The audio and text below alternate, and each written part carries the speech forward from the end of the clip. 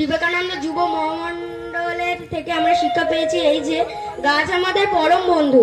রবীন্দ্রনাথ ঠাকুর বলেছেন, একটি গাছ একটি প্রাণ।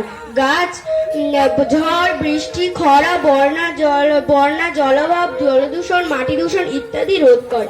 একটি গাছ কাটলে 3টি গাছ বসাতে হবে। গাছ রোপণ করে ভবিষ্যৎ প্রজন্ম বাড়ান। মানুষ অর্থের জন্য গাছ কেটে বড় বড় বাড়ি হোটেল তৈরি করছে। তাই আমরা সবাই শপথ নিই এই শপথ নিয়েছে আর আমরা গাছ কাটবো না, প্রয়োজনে আরো গাছ রোপণ করব। গাছ বাঁচাও, জীবন বাঁচাও, বাঁচার জন্য সবুজ হাসি, বৃক্ষরোপণ ভালোবাসি।